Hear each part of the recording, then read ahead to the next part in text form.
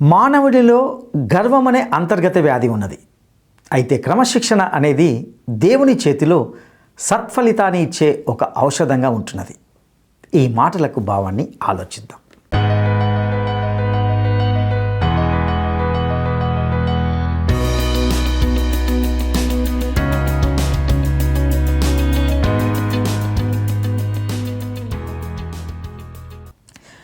క్రీస్తునందు ప్రియమైన ప్రేమధార టీవీ వీక్షకులందరికీ మన ప్రభువును రక్షకుడైన యేసు క్రీస్తు మహిమాన్వితమైన నామంలో శుభములు తెలియజేస్తున్నాం. నేటి మన ధ్యాన భాగంగా యోబు గ్రంథము 33, 34 అధ్యాయాలను ధ్యానించుకోబోతున్నాం. ఇందులో ఏలీహు అనే వ్యక్తి యోబుతో సంభాషిస్తూ తెలియజేసిన అనేక విషయాలను మనం గమనిస్తాం. దేవుడు తన అనంత జ్ఞానంతో తరచుగా వివిధ మార్గాల ద్వారా సంభాషిస్తాడని స్ఫూర్తిదాయకమైన జ్ఞాపకాన్ని అందిస్తుంది. ఈ భాగము బాధ సమయాల్లో కూడా దేవుడు మనల్ని పశ్చాత్తాపం మరియు పునరుద్ధరణకు నడిపిస్తున్నాడని నమ్ముతూ మనము అవగాహన కోసం వెతకాలని బోధిస్తుంది. ఇది సమస్త మానవాళికి మరియు దేవునికి మధ్య అంతరాన్ని తగ్గించగల ఒక దైవిక మధ్యవర్తి యొక్క ఆశను కూడా పరిచయం చేస్తుంది. ఏలీహు యోబును వేడుకుంటూ తన మాటలను జాగ్రత్తగా వినమని అడుగుతాడు. తన ఉద్దేశాలు స్వచ్ఛమైనవని, దేవుని చేతిలో మానవునిగా మాట్లాడుతున్నానని అతడు యోబుకు హామీ ఇస్తున్నట్లుగా చూస్తాం.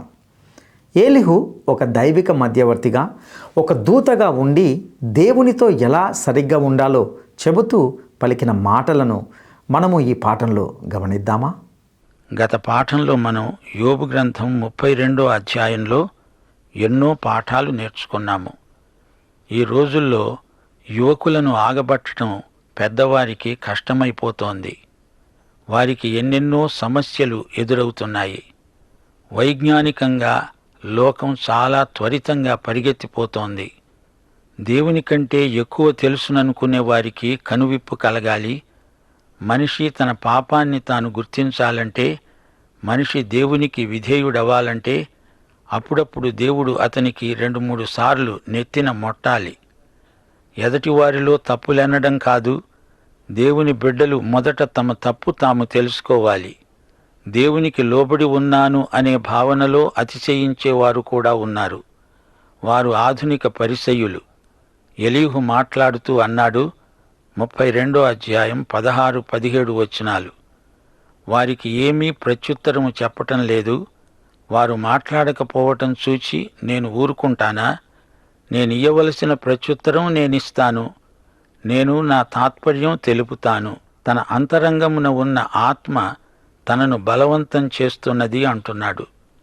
ప్రియ సోదరీ సోదరులారా, అలనాటి యోబు స్నేహితుల కోవకు చెందిన బోధకులు ఈ రోజున మన మధ్యన లేకపోలేదు. ఎలీఫజులాగా స్వకీయ అనుభవాలు, జోఫరు లాంటి ధర్మశాస్త్ర సిద్ధాంతులు, బిల్దదు లాంటి మానవతావాదులు ఉన్నారు.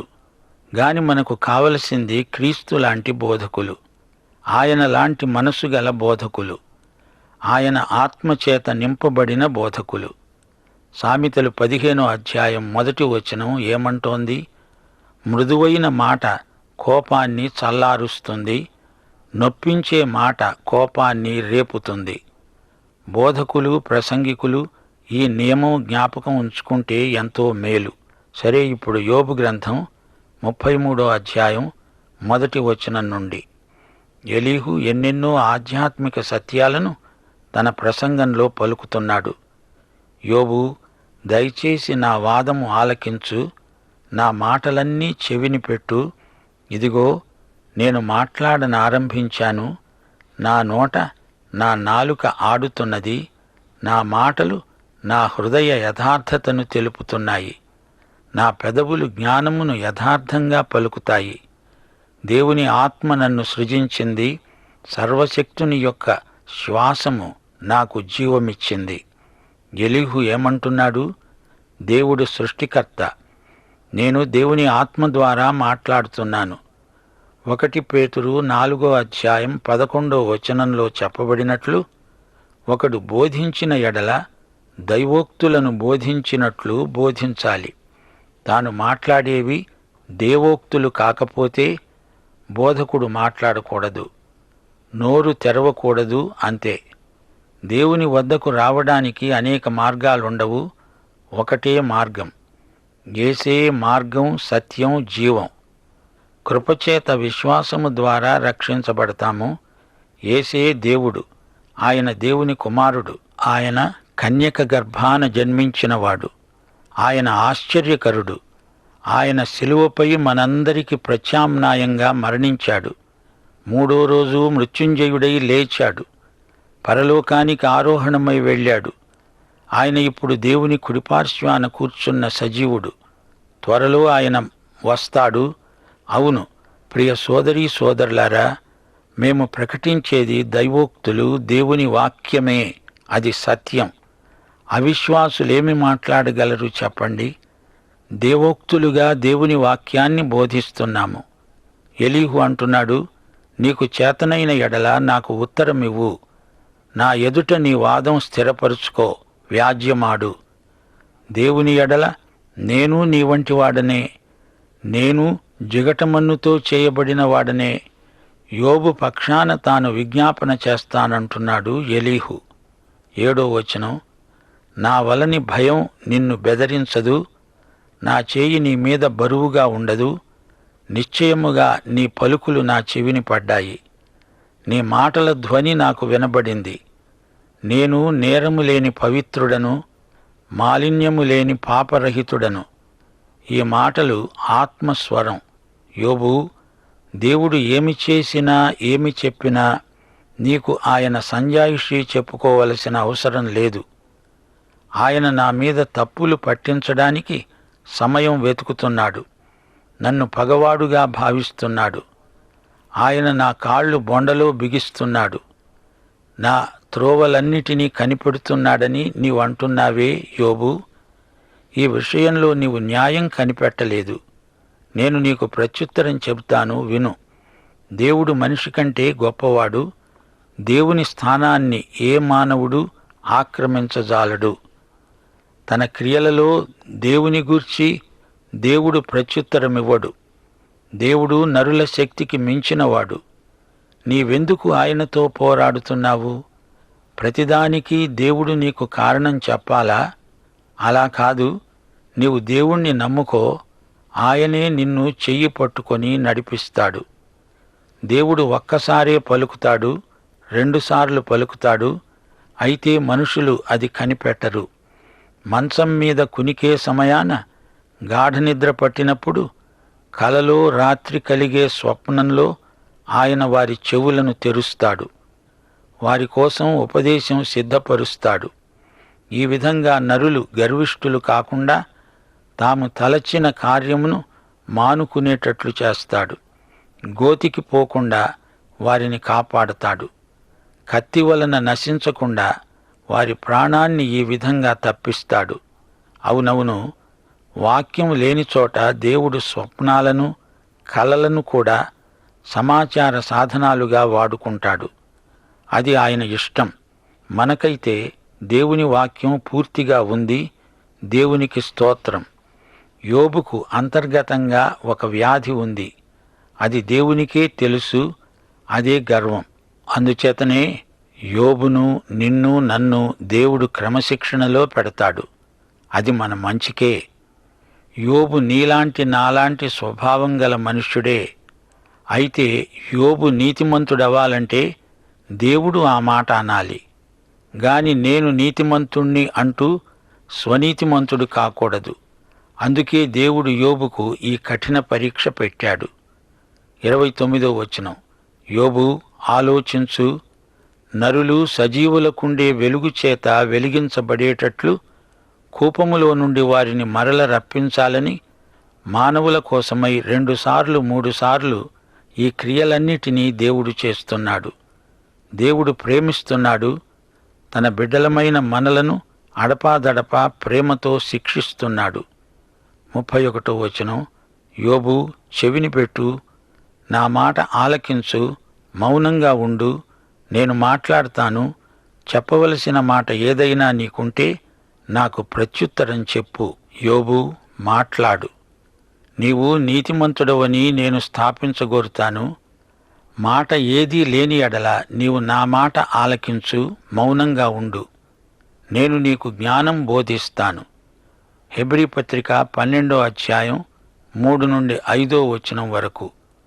మీరు అలసట పడకుండా, మీ ప్రాణాలు విసుకకుండా ఉండేటట్లు పాపాత్ములు తనకు వ్యతిరేకముగా చేసిన తిరస్కారమంతా ఓర్చుకొనిన ఆయనను, అనగా యేసుక్రీస్తును తలంచుకోండి. మీరు పాపముతో పోరాడటంలో రక్తము కారేటంతగా ఇంకా దానిని ఎదిరించలేదు. నా కుమారుడా, ప్రభువు చేసే శిక్షను తృణీకరించకు. ఆయన నిన్ను గద్దించినప్పుడు విసుకకు. 11వ వచనం. ప్రస్తుతమందు సమస్త శిక్ష దుఃఖకరముగా కనబడుతుందే కాని సంతోషకరంగా కనపడదు. అయినా దాని యందు అభ్యాసము గలవారికి అది నీతి అనే సమాధానకరమైన ఫలమిస్తుంది. యోబు జీవితంలో అచ్చం ఇలానే జరగబోతోంది. క్రమశిక్ష దేవుని చేతిలో సత్ఫలితాలనిస్తుంది. ఇప్పుడు మనం 34వ అధ్యాయంలోకి వచ్చేశాము. ఈ అధ్యాయంలో ఎలీహు ఇంకా మాట్లాడుతున్నాడు. ఎలీహుకు ఆధ్యాత్మిక అవగాహన ఉంది. యోబును సానుభూతితో అర్థం చేసుకొని ఎలీహు మాట్లాడుతున్నాడు. యోబు ఎడతెగక మాట్లాడాడు. దేవుని సన్నిధిలో మౌనంగా కూర్చొని, ప్రభువా, నీ దాసుణ్ణి వింటున్నాను, మాట్లాడు అని చెప్పవచ్చు గదా. సదాకాలము నీతో నేను జీవించేదను యేసయ్యా. సదాకాలము నీతో నేను జీవించేదను యేసయ్యా. యేసయ్యా, యేసయ్యా, యేసయ్యా, యేసయ్యా, యేసయ్యా, యేసయ్యా, యేసయ్యా, యేసయ్యా.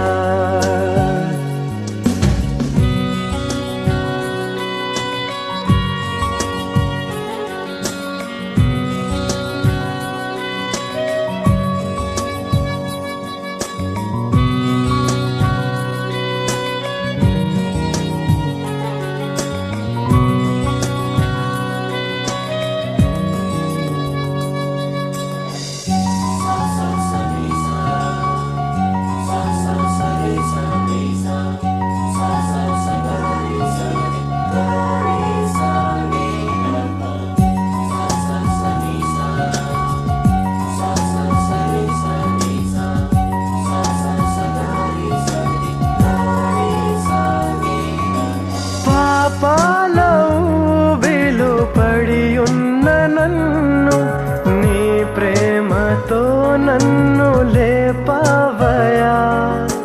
పాపాలో వెలుపడియున్న నన్ను నీ ప్రేమతో నన్ను లేపవయా. ఏ తోడు లేని నాకు నా తోడుగా, నా అండగా నీవు నిలిచావయా.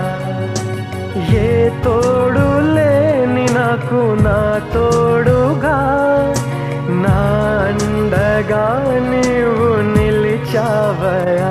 యేసయ్యా, యేసయ్యా, యేసయ్యా, యేసయ్యా, యేసయ్యా, యేసయ్యా, యేసయ్యా, యేసయ్యా. సదాకాలము నీతో నేను జీవించేదను యేసయ్యా.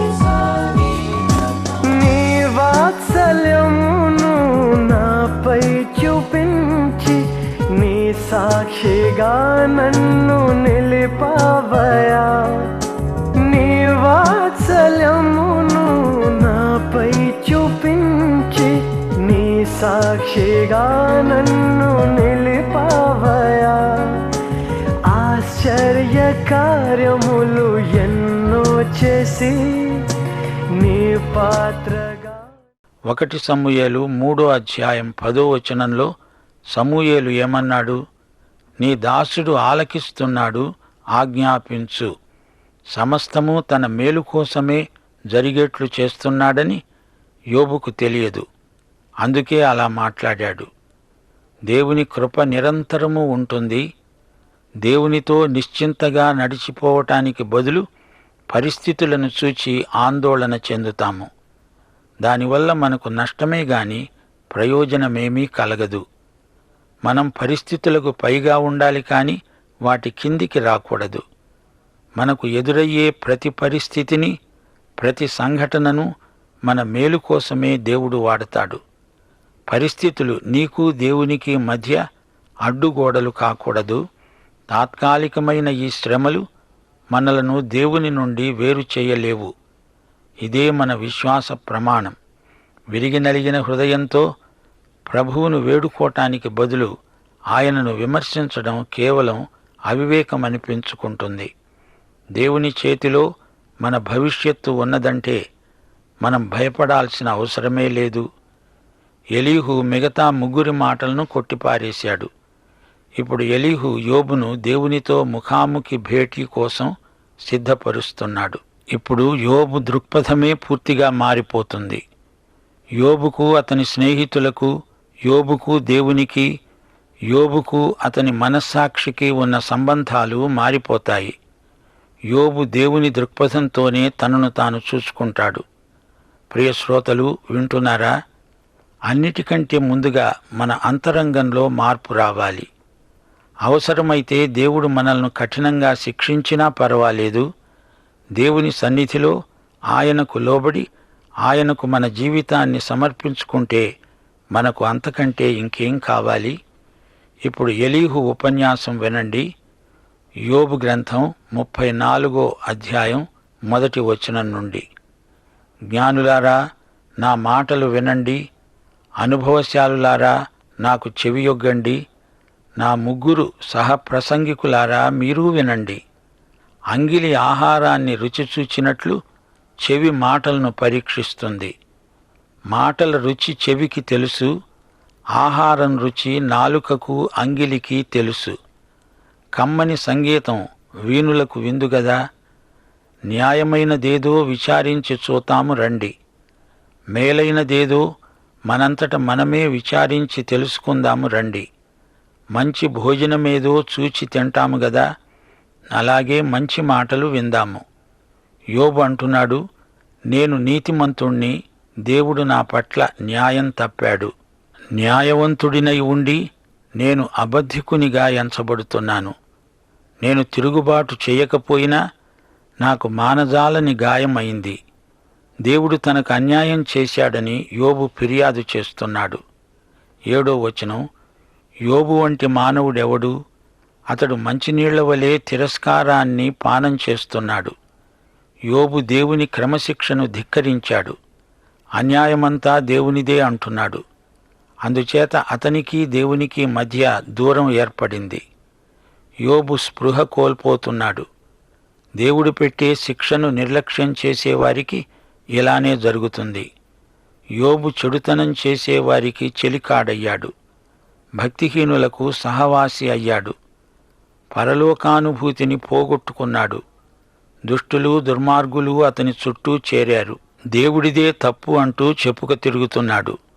దేవునికి తిరుగుబాటు చేసే చెడుబాకి గుంపుతో చేరాడు. శోచనీయం.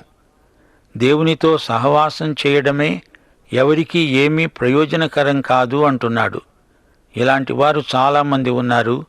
మేము పుట్టు క్రైస్తవులం, మేము మారు మనస్సు పొందేదేమిటి అంటారు. విజ్ఞానము గల మనుష్యులారా, నా మాట ఆలకించండి. దేవుడు అన్యాయము చేయడం అసంభవం. సర్వశక్తుడు దుష్కార్యము చేయడం అసంభవం. రోమాపత్రిక 9వ అధ్యాయం 14వ వచనంలో భక్త పౌలు ఇదే మాట అంటున్నాడు. ఏమంటాము? దేవుని యందు అన్యాయముందా? అలా అనకూడదు, తప్పు. దేవునిది కాదు తప్పు, ఆ మాట అన్నవానిదే తప్పు. దేవుడు చేసే ప్రతి పనికి నీ అనుమతి ఆయనకేమీ అక్కర్లేదు. ఈ రోజున దౌర్జన్యపరులు, అలజడిదారులు తమకిష్టం వచ్చినట్లు ఏదైనా చేస్తున్నారు. కాని దేవుడు తన ఇష్టానుసారంగా ఏమీ చెయ్యకూడదంటున్నారు. ఇదెక్కడి విడ్డూరం! దేవుని ఉన్నత ప్రమాణాలకు మనం ఎదగాలి గాని ఆయన ప్రమాణాలను మనం దిగజార్చే విఫల ప్రయత్నం చేయకూడదు. చేస్తే అరిష్టం తప్పదు. 12వ వచనం, దేవుడు ఏమాత్రమూ దుష్కార్యం చెయ్యడు, సర్వశక్తుడు న్యాయము తప్పడు. దేవుడు దుష్కార్యం చెయ్యడు, ఎవరు చేసినా సహించడు. పాత నిబంధనలో దేవుడు అమోరీయులను ఎందుకు హతం చేశాడు అంటారా? నీవు అన్నంత మాత్రాన దేవుడు అన్యాయస్థుడు కాడు. దేవుడు చేసిందంతా మంచిదే. ఆయన పనిలో ఎట్టి లోపమూ ఉండదు. ఉంటే ఆయన దేవుడు ఎలా అవుతాడు? దేవుడు 400 సంవత్సరాలు వారికి వ్యవధి ఇచ్చి బాగుపడండి అన్నాడు. వారు దేవుని మాటను ఖాతరు చేయలేదు. దేవుడు వారి మీద చిట్ట చివరి చర్య తీసుకోవడం అన్యాయమా? ఎన్నటికీ కాదు. మానవుల ఆలోచనా విధానం మితులకు లోనైనది. తమ అనుభవానికి మించి మానవులు తలంచలేరు. గాని దేవుడే సత్యం, సత్య సర్వస్వం దేవుడే. యోహాను సువార్త 14వ అధ్యాయం 6వ వచనం మీకు జ్ఞాపకమున్నదా? ప్రభువు స్వయంగా చెప్పాడు, నేనే మార్గమును సత్యమును జీవమును, అనగా నేనే సత్య మార్గం, జీవమార్గం. యోహాను సువార్త 18వ అధ్యాయం 38వ వచనంలో పిలాతు ప్రశ్నించాడు, సత్యమేమిటో? ఏమిటి కాదు, ఎవరు అని అడగాలి. సత్యావతారమైన యేసే అతని ఎదుట నిలిచి ఉన్నాడు. శ్రోతలు, మనం సత్యము నుండి అనుభవానికి వెళ్ళాలి కాని అనుభవం నుండి సత్యానికి కాదు. 13, 14 వచనాలు, ఎవడైనా భూమిని ఆయనకు అప్పగింత పెట్టాడా? ఎవడైనా సర్వ ప్రపంచ భారాన్ని ఆయనకు అప్పగించాడా? ఆయన తన మనస్సు తన మీదనే ఉంచుకున్న ఎడల, తన శ్వాస నిశ్వాసములను తన వద్దకు తిరిగి తీసుకున్న ఎడల శరీరులంతా ఏకంగా నశిస్తారు. నరులు మరల ధూళి అయిపోతారు. దేవునికి మనుషులంటే ఎంతో శ్రద్ధ. మానవునికి దేవుడు ఎన్నడూ కీడు తలపెట్టడు. 31వ వచనం, ఒకడు నేను శిక్ష నొందాను, నేను ఇక పాపం చెయ్యను, నాకు తెలిసిందాన్ని నాకు నేర్పు, నేను దుష్కార్యము చేసి ఉన్న ఎడల ఇక చేయను అని దేవునితో చెబుతాడా? నిన్ను దేవుడు క్రమశిక్షణలో పెట్టాడు. పాఠం నేర్చుకో, పాత పద్ధతులు మార్చుకో. దేవుడు నీ జీవితాన్ని మెరుగుపరచాలనే నిన్ను ఇబ్బందిలో ఉంచాడు. నీ మేలు కోసమే దేవుడు నీకీ పరీక్ష పెట్టాడని గ్రహించు. పశ్చాత్తప్తుడివై పాపము నుండి వైదొలగు. 34, 35 వచనాలు, నేను కాదు, నీవే నిశ్చయించుకోవాలి. గనుక నీవు ఎరిగిన దాన్ని పలుకు. వివేచన గలవారు, జ్ఞానము కలిగి నా మాట వినేవారు నాతో ఈ విధంగా పలుకుతారు. యోబు తెలివిమాలి మాట్లాడుతున్నాడు. అతని మాటలు బుద్ధిహీనమైనవి. వ్యర్థంగా ఎంత మాట్లాడి ఏమి ప్రయోజనం? జ్ఞానవాక్కులు నీకు ఇతరులకు ఎంతో మేలు చేస్తాయి. ఇష్టాగోష్ఠి సభల వల్ల ఎవరికీ మేలు చేకూరదు. అది కాలక్షేపం, కాలయాపన మాత్రమే. విశ్వవిద్యాలయాలలో పట్టభద్రులమంటారు కాని అది పట్టమూ కాదు, అందులో భద్రత ఏమాత్రమూ ఉండదు. డిగ్రీ ఉన్నంత మాత్రం చేత జ్ఞానం ఉన్నదని కాదు. 36, 37 వచనాలు, దుష్టుల వలె యోబు ప్రత్యుత్తరమిచ్చినందున అతడు తుదముట్ట శోధింపబడాలని నేనెంతో కోరుతున్నాను. అతడు తన పాపానికి తోడుగా ద్రోహం కూర్చుకుంటున్నాడు. మన ఎదుట చప్పట్లు కొట్టి దేవుని మీద కాని మాటలు పెంచుతున్నాడు. ప్రియ శ్రోతలారా, ఎలీహు ప్రసంగం మీరింతవరకు విన్నారు. ఎలీహు ఎంత జ్ఞానము గలవాడైనా యోబు విషయంలో అతడు సంపూర్ణ పరిష్కారం చూపలేకపోయాడు. అది దేవుడు మాత్రమే చేయగలడు అని ఎలీహు ఒప్పుకున్నాడు. దేవుడు న్యాయవంతుడు అని ఎలీహు ఖండితంగా చెప్పాడు.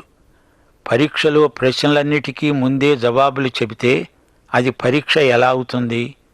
ఎలీహు ప్రసంగంలో ఇదే పొరపాటు జరిగింది. దేవుడు జవాబు చెప్పాడు, నీవు వినలేదు అని యోబును విమర్శిస్తున్నాడు. ప్రశ్నాపత్రంలోని ప్రశ్నలకు జవాబులు అభ్యర్థి రాయాలి గాని పరీక్షకుడు కాదు. జీవితంలో మంచి జరిగిందా లేదా అని కాదు, దేవుని మంచితనం మీద నీకు నమ్మకముందా లేదా అనేది అసలు సమస్య. పాఠం సమాప్తం.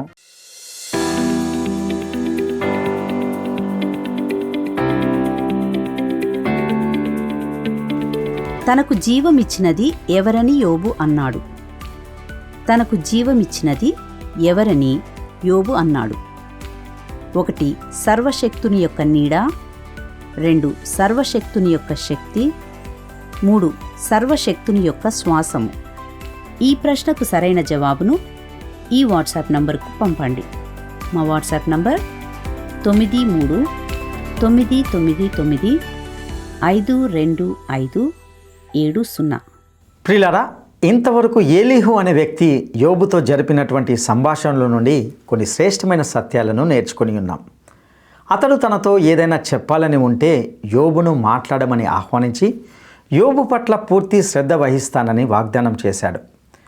యోబు విలపించిన మాటలు మరియు అతని స్నేహితుల అసమర్థ ప్రతిస్పందనలు విన్న తర్వాత ఏలీహు కొత్త దృక్పథంతో ముందుకు సాగాడు. అతడు దైవిక మధ్యవర్తి పాత్రపై గణనీయమైన ప్రాధాన్యతనిస్తూ దేవుడు సంభాషించే శక్తివంతమైన మార్గాలను సూచిస్తూ తరచుగా కష్టాల ద్వారా కూడా ఆయన మాట్లాడుతాడు అని నొక్కి చెప్పాడు. ప్రజలు దానిని గ్రహించకపోయినప్పటికీ దేవుడు వివిధ మార్గాల్లో మాట్లాడతాడని ఏలీహు నొక్కి చెప్పాడు. దేవుడు ఒక్కొక్కసారి ఒక్కొక్క విధంగా మాట్లాడతాడు. బాధ అనేది దేవుని నుండి దిద్దుబాటుకు మరియు బోధనకు ఒక మార్గంగా ఉంటుందని ఏలీహు సూచిస్తున్నాడు. ఏలీహు ఒక దైవిక మధ్యవర్తి, ఒక దూతగా ఉండి ప్రజలకు వారి తప్పులను చూపించగలడు మరియు దేవునితో ఎలా సరిగ్గా ఉండాలో చెప్పగలడు. అలాంటి వ్యక్తి వారి తరపున దేవునితో మధ్యవర్తిత్వం చేస్తాడు. వారిని తిరిగి దేవునితో క్రొత్త సంబంధంలోనికి నడిపిస్తాడు. దేవుడు అన్యాయమైన శిక్షగా కాకుండా వారి ప్రయోజనం కోసం వారిని క్రమశిక్షణలో ఉంచుతాడని ఏలీహు ఈ భాగాన్ని ముగించాడు. నేటి దినాల్లో యోబు స్నేహితులాంటి బోధకులు మన మధ్య ఎలా ఉన్నారంటే, ఎలీఫజులాగా స్వకీయ అనుభవాలను చేర్చి, జోఫర్ లాంటి ధర్మశాస్త్ర సిద్ధాంతాలను జొప్పిస్తూ, బిల్దదు లాంటి మానవతావాదులు దైవిక విషయాలను తేలికపరుస్తూ బోధిస్తున్నారు.